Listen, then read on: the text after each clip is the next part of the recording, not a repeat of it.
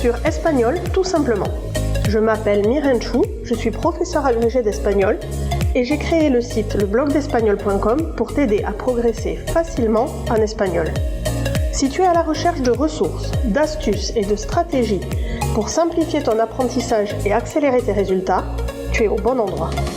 Dans ce podcast, je partage avec toi des outils précis et concrets pour t'aider à atteindre tes objectifs en espagnol dans la joie et la bonne humeur. Alors, installe-toi confortablement et c'est parti pour l'épisode du jour.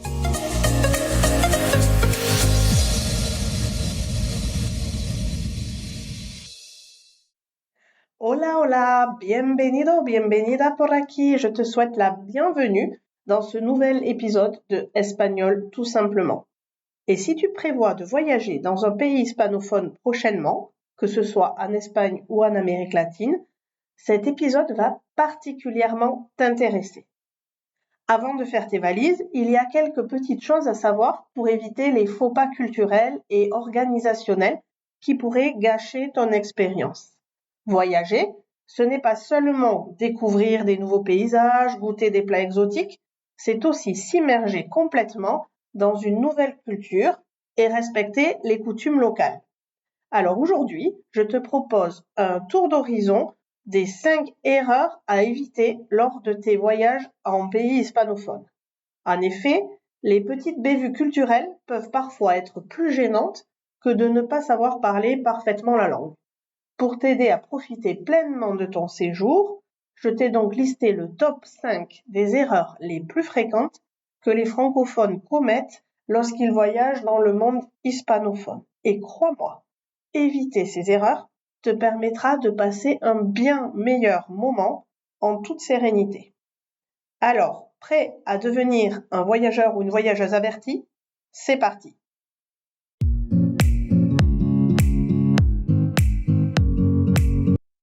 On commence par la première erreur qui est de ne pas s'adapter aux horaires locaux. L'une des premières choses à comprendre lorsqu'on voyage dans un pays hispanophone, c'est que les horaires peuvent être très différents de ceux auxquels tu es habitué.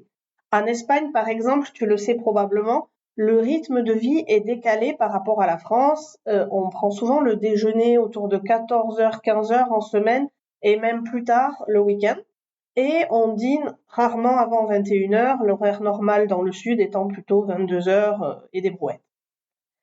Mais dans d'autres pays d'Amérique latine, comme l'Argentine et le Mexique, le déjeuner est également tardif et le dîner peut se prolonger bien au-delà des 22h.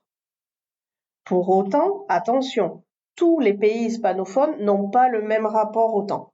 Par exemple, en Colombie ou au Pérou, les horaires peuvent être beaucoup plus proches de ceux de l'Europe, voire anticipés. Tu trouveras que les repas sont souvent pris à des heures similaires à ceux de la France, avec un déjeuner vers midi et 13h, et le dîner souvent anticipé autour de 19h, au grand maximum 20h. Un autre aspect à prendre en compte, c'est de comprendre que le rapport au temps, notamment en Amérique latine, peut être très très différent dans les cultures hispanophones. Ainsi, des expressions comme un minutito, un petit moment dans une minute, ou ahora mismo, tout de suite, ne doivent pas être prises au sens littéral. Et elles peuvent signifier en réalité un délai beaucoup plus long que ce que tu imaginerais. Alors, mes 3 conseils pour éviter cette erreur sur les horaires, ce serait d'adapter ton rythme dans un premier temps et d'essayer de te calquer sur les horaires des locaux. Si les locaux déjeunent tard et dînent tard, eh bien fais pareil et profite de ta matinée pour visiter les sites touristiques où il y aura moins de monde puisque justement les touristes n'ont pas l'habitude de s'adapter aux horaires locaux. Ensuite, prévois des pauses. Si tu sais que les magasins sont fermés, par exemple en Espagne à l'horaire de la siesta, de la sieste, bien organise tes journées en conséquence et utilise ce temps pour te reposer, prendre un café ou te balader tranquillement. Bien sûr, pour pouvoir réaliser ça, il faut bien être informé sur les horaires et c'est justement mon 3e conseil. Avant de partir, renseigne-toi bien sur les horaires de déjeuner, dîner qui se pratiquent dans le pays que tu vas visiter et aussi sur les horaires d'ouverture des commerces et des lieux que tu souhaites visiter parce que cela t'évitera bien des surprises et des désagréments.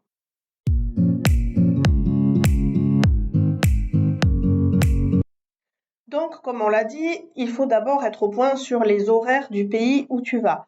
Mais il y a une deuxième erreur qu'il faut éviter et à laquelle il faut penser en amont, c'est de ne pas oublier d'apprendre quelques phrases de base en espagnol. Si tu me connais par le podcast et le blog, il y a de fortes chances que tu aies des bases, mais si tu viens de me découvrir ou si tu es tombé sur cet épisode juste de par ton intérêt pour les pays hispanophones, il est aussi possible que tu ne parles pas un mot d'espagnol. Et partir dans un pays hispanophone sans connaître le moindre mot d'espagnol, c'est comme partir en mer sans boussole. Bien que de nombreuses personnes dans ces zones touristiques parlent anglais, il est toujours utile et très apprécié des locaux de connaître quelques phrases de base en espagnol. Cela facilitera non seulement tes interactions au quotidien, la compréhension avec les locaux, mais cela leur montrera également que tu fais un effort pour t'intégrer à leur culture et ça, c'est très fortement apprécié. Alors, je ne vais pas pouvoir, en un petit épisode de podcast, faire le tour de toutes les bases à connaître et de tous les indispensables pour partir en voyage, mais on va ensemble voir quelques salutations, quelques questions courantes et 2 ou 3 expressions de base qui vont te mettre le pied à l'étrier et j'espère te donner l'envie d'aller chercher par toi-même et de faire tes propres fiches pour partir en voyage en ayant déjà un petit bagage de vocabulaire. Donc, pour dire bonjour, tu peux dire hola à tous les moments de la journée. Et sinon, tu as buenos días le matin, qui peut se transformer en Amérique latine en buen día. Et buenas tardes, que tu utiliseras l'après-midi. En Amérique latine, c'est la même expression. Et à partir du moment où il fait nuit, on privilégiera plutôt le buenas noches. Pour dire s'il te plaît ou s'il vous plaît, il y a une seule expression, c'est por favor. Merci se dit gracias et de rien se traduit littéralement par de nada. Alors, je sais bien que c'est un peu difficile via un podcast si tu n'as aucune notion d'espagnol de tout retenir. C'est pour ça que dans les liens de l'épisode, je vais te mettre un renvoi vers l'article de blog qui est associé à cet épisode sur lequel tu vas retrouver les expressions à l'écrit et les grandes lignes de ce que je suis en train de te raconter ici. N'hésite pas à aller voir dans les notes, je te mets toutes les ressources qui sont liées à cet épisode. Passons maintenant à quelques questions courantes. Pour demander où se trouve ceci ou cela, ton hôtel, la gare, le bus, tu vas dire « ¿Dónde está ?» Pour demander combien coûte quelque chose, il faudra dire « ¿Cuánto cuesta ?» À quelle heure se traduira par « ¿A qué hora ?» À qué hora et tu enchaînes avec la suite de ta phrase. Pour demander à quelqu'un s'il parle français, tu peux lui dire « Hablas francés ?» Et comme il y a moins de probabilité que les personnes parlent français qu'anglais, je te demande aussi si tu parles anglais en disant « Hablas inglés ?» Pour demander si tu peux payer par carte de crédit, tu diras simplement « Puedo pagar con tarjeta ?»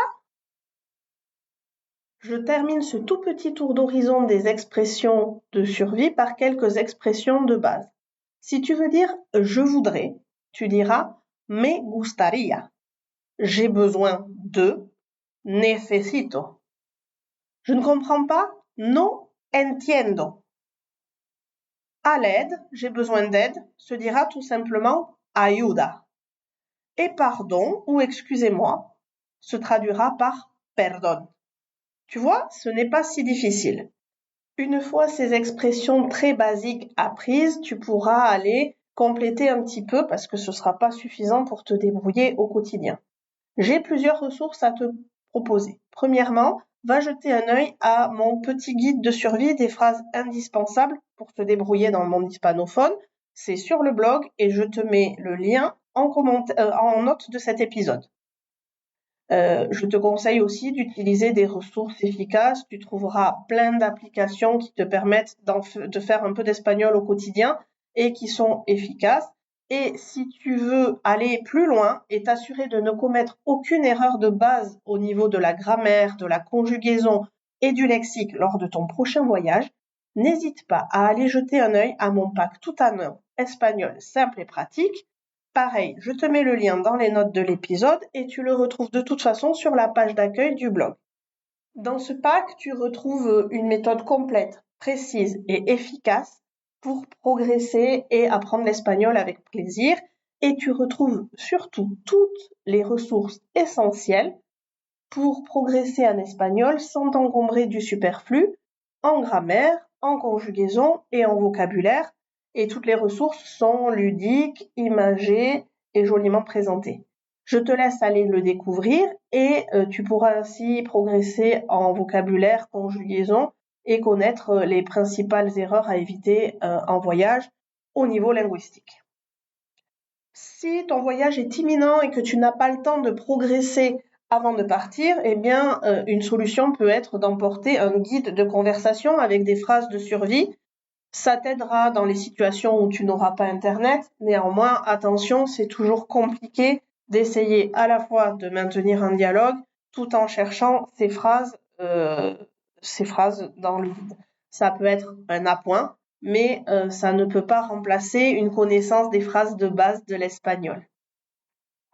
Enfin, pour ce point, si tu me connais un peu, tu sais que je vais te dire qu'il n'y a pas mieux que pratiquer pour progresser. Donc, dès que tu auras emmagasiné quelques phrases, n'hésite pas à pratiquer ces phrases. Dès que l'occasion se présente, les locaux seront ravis de t'entendre essayer de parler leur langue et te corrigeront gentiment si nécessaire. Mais quoi qu'il en soit, en apprenant et en utilisant les phrases de base, tu montreras que tu respectes la culture locale et que tu es prêt ou prête à t'immerger dans la langue, ce qui rendra ton voyage encore plus enrichissant.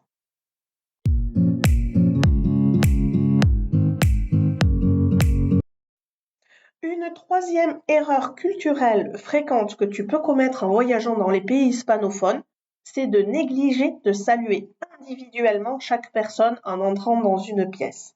Attention, pas de salut à la cantonade. Cette coutume est profondément enracinée dans les habitudes sociales des cultures hispanophones et montre à la fois du respect et de la convivialité. Donc, dans de nombreux pays hispanophones, il est de coutume de saluer chaque personne individuellement en entrant dans une pièce, que l'on la connaisse bien ou qu'on la connaisse moins bien. Et ceci est valable que ce soit lors d'une réunion sociale, d'une visite familiale et même dans certains contextes professionnels. Cette habitude peut surprendre les francophones habitués à des salutations plus collectives. Donc, comment faire pour éviter les erreurs concernant les salutations? Eh bien, simplement, prends l'habitude de dire bonjour et de faire la bise ou de serrer la main à chacun. En Espagne et dans la plupart des pays d'Amérique latine, il est courant de faire la bise. 2 bises en Espagne, une seule en Argentine par exemple. Observe, regarde et adapte-toi aux coutumes locales. Si on ne fait pas la bise, il faut serrer la main au moins à chaque personne présente. Cela peut sembler fastidieux au début quand on est habitué aux salutations collectives, mais c'est un signe important de respect et d'inclusion. Cette coutume, il faut la respecter dans les lieux sociaux, professionnels et familiaux, c'est-à-dire que tu sois invité à un dîner chez des amis, à une réunion d'affaires ou à une fête de famille, il faudra toujours prendre le temps de saluer chacun individuellement. Cela montre que tu respectes les traditions et que tu fais un effort pour t'intégrer. Comme je te le disais, il faut observer les locaux pour comprendre la bonne manière de saluer. Les coutumes de salut varient légèrement d'un pays à l'autre, d'une région à l'autre à l'intérieur d'un même pays, et c'est en observant comment les gens se saluent entre eux que tu apprendras rapidement la manière appropriée de procéder. Par exemple, en Colombie, un simple buenos días ou buenas tardes accompagné d'un sourire peut suffire dans certaines situations, mais ce n'est pas le cas partout. Alors, adopter cette habitude te permettra non seulement de respecter les coutumes locales, mais aussi de créer des connexions plus fortes et plus authentiques avec les personnes que tu rencontres. Cela peut faire toute la différence dans la qualité de tes interactions et de ton expérience de voyage.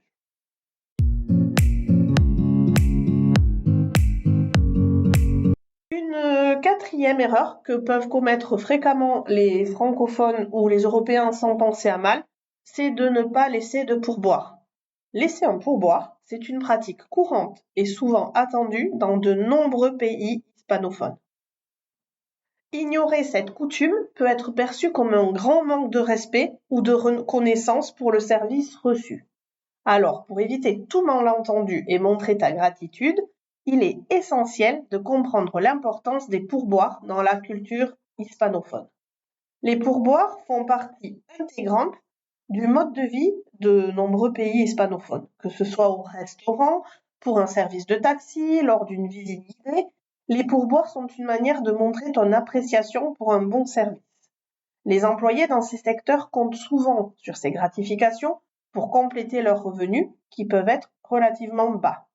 Donc, quelques petites astuces et erreurs à éviter dans tes voyages dans le monde hispanophone au sujet des pourboires. Au restaurant, on laisse un pourboire de 10-15% de l'addition. Si le service a été exceptionnel, n'hésite pas à laisser un peu plus pour montrer ton appréciation. En revanche, si le service a été inclus dans l'addition, c'est parfois le cas en Espagne, tu peux simplement arrondir la somme. N'oublie pas non plus de donner un petit pourboire pour les services, les taxis, les guides touristiques, les porteurs et autres services similaires. Un pourboire est également très apprécié. En taxi, arrondir le montant de la course est souvent suffisant. Concernant les guides touristiques et les porteurs, quelques euros ou leur équivalent en monnaie locale sont appropriés. Pour cela, il faut bien penser à préparer des pièces et des petits billets pour ces occasions. Et donc, une autre erreur corrélée à celle-ci, c'est de ne pas prévoir d'espèces et de ne pas avoir sur soi de quoi rémunérer ces services. Donc, afin d'être toujours prêt ou prête à laisser un pourboire, garde des pièces et des petits billets à portée de main. Cela t'évitera de te retrouver dans une situation embarrassante où tu n'as pas de monnaie pour laisser un pourboire. Essaie de prévoir à l'avance. Cela montre aussi que tu respectes les coutumes locales. En t'adaptant à cette pratique, tu montreras non seulement ta gratitude pour les services rendus, mais tu contribueras également à maintenir une bonne relation avec les habitants. Un petit geste peut faire une grande différence dans la perception que les locaux auront de toi en tant que visiteur respectueux et apprécié par rapport à d'autres touristes un peu moins au fait de ce qui se pratique habituellement.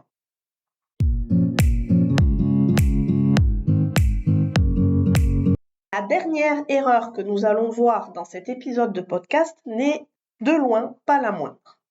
Il s'agit de ne pas s'adapter aux coutumes alimentaires locales. Ces habitudes varient grandement d'un pays à l'autre dans le monde hispanophone et dans le monde plus globalement, et ne pas comprendre ou respecter ces différences peut entraîner des malentendus ou même des moments très embarrassants.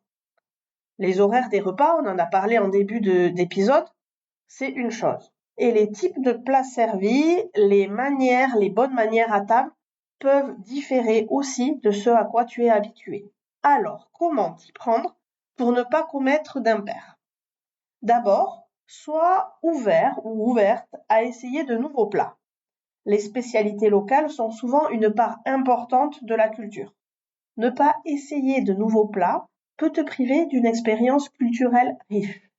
Même si certains ingrédients ou préparations te semblent inhabituels, essaie de goûter avec un esprit ouvert et tu pourrais être agréablement surpris ou surprise. Respecte aussi les bonnes manières des tables locales. Les manières à table varient considérablement d'un pays à l'autre et par exemple dans certains pays, il est courant de partager les plats et de se servir directement avec les mains, tandis que dans d'autres, il est important de finir tout ce qui est dans son assiette pour ne pas paraître impoli. Observer les locaux et poser des questions t'aidera à te conformer aux coutumes locales. Enfin, prends bien soin d'éviter les comparaisons négatives. Même si certains plats ou habitudes alimentaires ne te plaisent pas, évite de faire des comparaisons négatives avec ta cuisine d'origine. Cela peut être perçu comme un grand manque de respect. Alors concentre-toi sur ce que tu apprécies et garde une attitude positive. Si vraiment tu ne trouves rien de positif, eh bien simplement, abstiens-toi de faire des commentaires. En suivant ces conseils, tu pourras non seulement éviter les erreurs culturelles, mais aussi enrichir ton voyage en découvrant et en appréciant des délices culinaires de la région ou du pays que tu visites. Profite de chaque repas comme une opportunité d'apprentissage et de découverte.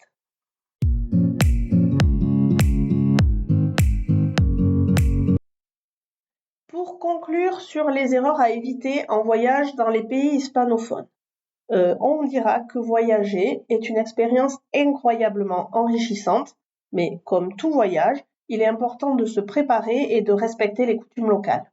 En évitant toutes les erreurs courantes que je t'ai présentées, tu pourras non seulement te fondre plus harmonieusement dans la culture locale, mais aussi profiter pleinement de tout ce que ces merveilleux pays ont à offrir.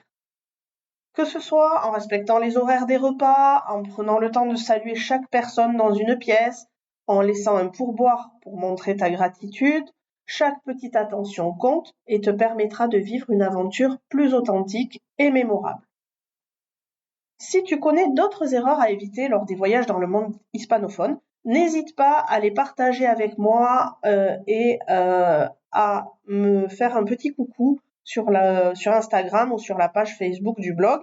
Et si cet épisode t'a plu et que tu penses qu'il peut être utile à quelqu'un d'autre pour prendre connaissance des erreurs à éviter en voyage dans les pays hispanophones, n'hésite pas à le liker, à le partager et éventuellement à me mettre 5 étoiles sur ta plateforme d'écoute préférée. C'est ça qui me permettra de continuer à faire connaître mon podcast et à produire des épisodes pour t'aider à progresser. On se retrouve très prochainement avec d'autres contenus. En attendant, je te dis buen viaje, cuídate y hasta pronto.